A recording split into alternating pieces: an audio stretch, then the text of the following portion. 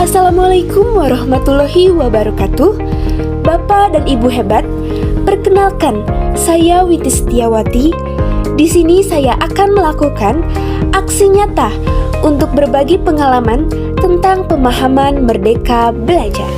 Pada topik kali ini, diharapkan Bapak Ibu dapat mengetahui pemahaman gagasan dan prinsip pendidikan berdasarkan pemikiran Ki Hajar Dewantara, pemahaman untuk memfasilitasi murid agar tumbuh sesuai dengan kodratnya, dan penerapan pembelajaran yang memerdekakan murid. Topik Merdeka Belajar ini juga terdiri dari 5 modul sebagai berikut. Oke, kita langsung mulai saja. Pembahasan yang pertama yaitu mengenali dan memahami diri sebagai pendidik. Bagian pertama, mengenali diri dan perannya sebagai pendidik mulai dari diri sendiri. Apa itu maksudnya? Mengenali diri ini merupakan hal yang penting bagi kita agar dapat memaknai dan menghayati pribadi kita sebagai manusia yang merdeka untuk terus belajar serta berdaya untuk menentukan tujuan dan kebutuhan belajar yang relevan. Karena sebagai pendidik, kita harus dapat menyelaraskan dengan konteks zaman. Sebagaimana yang dikatakan Ki Hajar Dewantara, bahwa manusia merdeka adalah manusia yang hidupnya bersandar pada kekuatan sendiri, baik lahir maupun batin, tidak tergantung pada orang lain. Bagian yang kedua, yaitu apa peran saya sebagai guru? Menurut Ki Hajar Dewantara, peran guru adalah memberi ilmu untuk kecakapan hidup anak dalam usaha mempersiapkannya untuk segala kepentingan hidup manusia, baik dalam hidup bermasyarakat maupun hidup berbudaya dalam arti seluas-luasnya. Adapun peran guru yaitu sebagai penuntun, motivator, fasilitator, sekaligus penggerak ke arah transformasi pendidikan yang berpihak pada murid. Maka dari itu, peran guru ini sangatlah penting dalam pembentukan karakter dan pengembangan kompetensi murid sesuai dengan kodratnya. Sehingga dalam merancang suatu pembelajaran, kita mesti punya tujuan, sebab kita sedang membangun masyarakat. Bagian ketiga, yaitu ingin menjadi guru seperti apa saya? Di sini kita perlu menjadi guru yang dapat membuat siswa tertarik dengan pembelajaran di kelas, sehingga guru perlu adaptif terhadap perubahan, karena tidak hanya materi yang kita ajar, tapi juga tingkah laku, tutur kata, dan cara kita mengajar. Modul kedua, mendidik dan mengajar. Dalam proses ini terdapat 3 bagian. Yang pertama, yaitu mendidik menyeluruh. Perlu kita ketahui bahwa pengajaran salah satu bagian dari pendidikan, dan mengajar merupakan salah satu bagian dari mendidik. Jadi, apa itu pengajaran, pendidikan, dan mendidik? Mari kita bahas. Pengajaran adalah suatu cara menyampaikan ilmu atau manfaat bagi hidup anak-anak secara lahir maupun batin. Pendidikan merupakan tempat menaburkan benih-benih kebudayaan yang hidup dalam masyarakat sekaligus sebagai instrumen tumbuhnya unsur peradaban. Sedangkan mendidik adalah menuntun segala kodrat yang ada pada murid agar mereka dapat mencapai keselamatan dan kebahagiaan yang setinggi-tingginya, baik sebagai manusia ataupun sebagai anggota masyarakat. Di sini kita dapat mengetahui bahwa murid itu kodratnya hidup dan tumbuh, sedangkan guru menuntun perkembangan murid agar sesuai kodrat dan memperbaiki tingkah lakunya. Sehingga guru tidak hanya memberi pengetahuan, tetapi mendidik keterampilan berpikir, mengembangkan kecerdasan batin untuk melancarkan hidup. Bagian kedua, yaitu pendidikan selama 1 abad.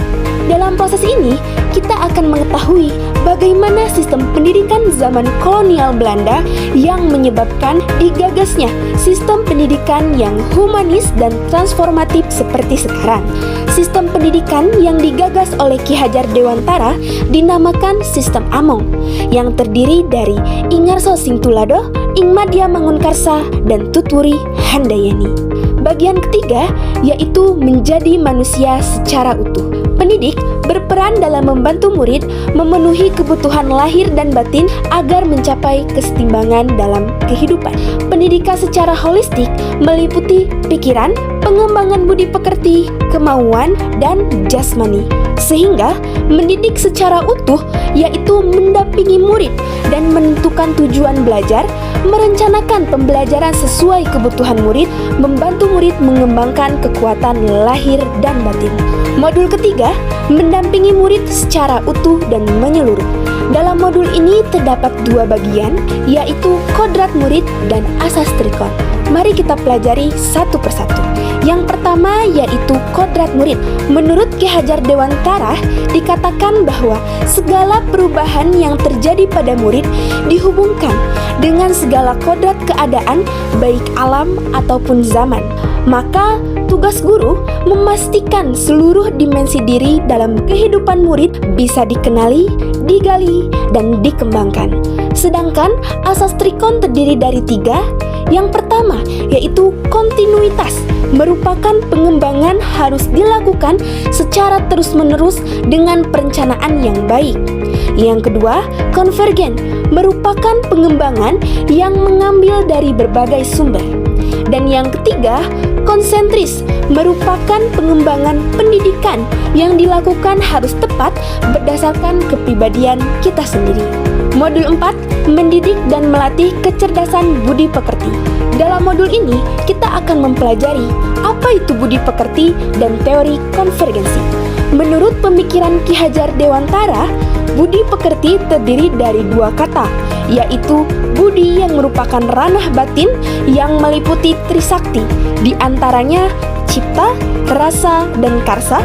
Sedangkan pekerti diartikan sebagai ranah lahir yang mewujudkan tenaga. Sehingga budi pekerti diartikan sebagai hasil dari bersatunya gerak pikiran, perasaan, dan kehendak atau kemauan sehingga menimbulkan suatu tenaga. Selanjutnya, teori konvergensi.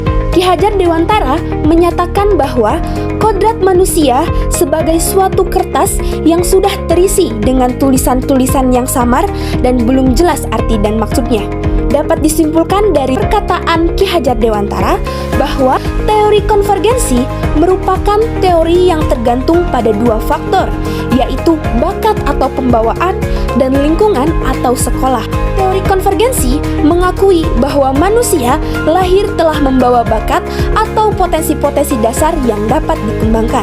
Teori konvergensi ini dimaksudkan sebagai transformasi pendidikan yang mengarahkan murid dapat berinteraksi dengan budaya lain tanpa kehilangan jati dirinya. Modul 5, pendidikan yang mengantarkan keselamatan dan kebahagiaan. Di sini kita akan ketahui beberapa hal. Di antaranya, yang pertama, pendidikan sebagai tuntunan. Sudah bukan zamannya lagi guru mendikte murid, melainkan guru menjadi fasilitator atas kodrat alam dan zaman murid tersebut. Yang kedua, yaitu setiap murid memiliki kodrat kekuatan atau potensi-potensi yang berbeda, yakni disesuaikan dengan kodrat alam dan kodrat zamannya.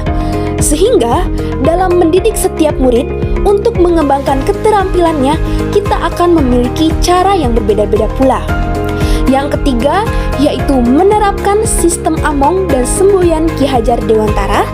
Dan yang terakhir, sebaiknya pendidikan menerapkan pembelajaran proyek serta digitalisasi pembelajaran. Selanjutnya yang perlu diketahui yaitu terdapat trisentra pendidikan yang berperan mengembangkan pengetahuan dan nilai-nilai. Di antaranya, yang pertama keluarga, merupakan sistem kecil di mana anak tinggal dan mendapatkan pendidikan pertama dan terpenting dalam hidupnya. Keluarga juga merupakan dasar pendidikan bagi budi pekerti dan sosial. Maka dari itu, keluarga tempat seorang anak tumbuh sangatlah berpengaruh terhadap pendidikan seorang anak, terutama dalam nilai agama, bersikap, berperilaku budi pekerti, dan cara pandangnya terhadap segala sesuatu.